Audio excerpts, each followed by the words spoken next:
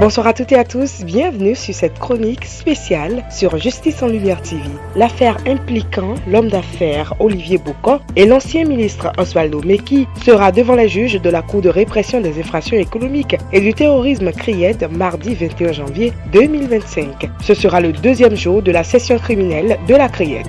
Olivier Bocon, Oswaldo Meki et 4 autres personnes, dont le beau-frère de Olivier Bocon, sont accusés de complot contre la sûreté de l'État et de corruption d'agents publics, c'est-à-dire d'avoir préparé par la force un coup d'État contre le président Patrice Talon le 27 septembre 2024 dernier. Le beau-frère d'Olivier Bocon ne sera pas présent à l'audience. Il est en cavale depuis le début de la procédure, mais un mandat d'arrêt international a été lancé contre lui. Environ 4 mois se sont écoulés entre l'inculpation et la date de leur procès. La procédure a été dénoncée et attaquée sans succès par le collège des avocats qui les défend. Malgré la confirmation de la mise en accusation par la Cour suprême, il continue de crier à l'irrégularité, à la précipitation et à l'exécution d'un calendrier caché. Le commandant de la garde républicaine qui avait été approché pour la mise en œuvre du projet de coup d'État, selon la CRIET, n'est pas poursuivi et reste libre.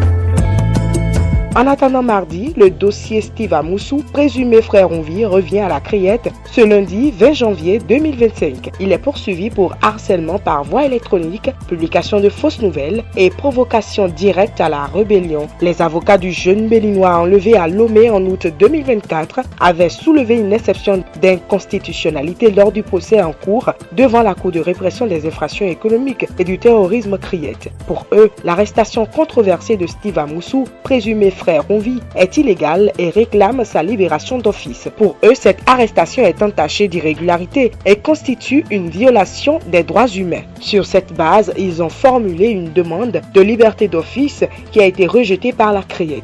Ils ont décidé de saisir la Cour constitutionnelle pour soulever cette exception d'inconstitutionnalité. Pour les avocats, le fait même que la CRIET ait jugé et condamné certains kidnappeurs prouve que la procédure d'arrestation de Steve Amoussou n'a pas été faite dans les règles de l'art. Après la condamnation des kidnappeurs, estime-t-il, le prévenu devait être libéré. Après avoir écouté les avocats, la haute juridiction a renvoyé le dossier au 20 février prochain pour d'une part les observations de la CRIET et d'autre part pour rapportage. À la prochaine audience, la CRIET va se défendre devant la Cour sur les faits soulevés par les avocats. Après les débats, le dossier sera renvoyé pour rapportage avant que la Cour ne rende sa décision. Pour l'instant, Steve Amoussou revient devant la CRIET ce lundi 20 janvier 2025.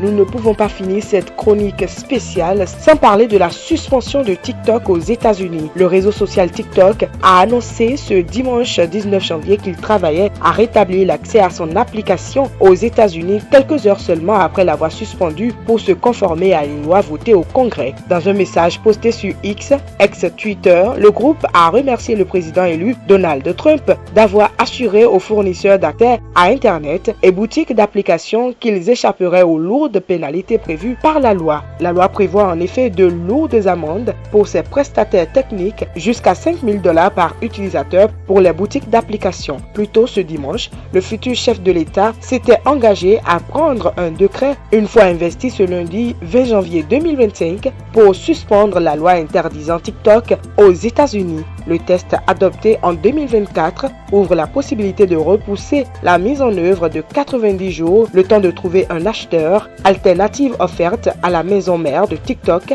la chinoise ByteDance, en lieu et place de l'interdiction. Restez donc connectés Justice en Lumière TV pour la suite de toutes ces informations très attendues. Merci de nous avoir suivis. Cette chronique vous a été présentée par Doka Sawangan.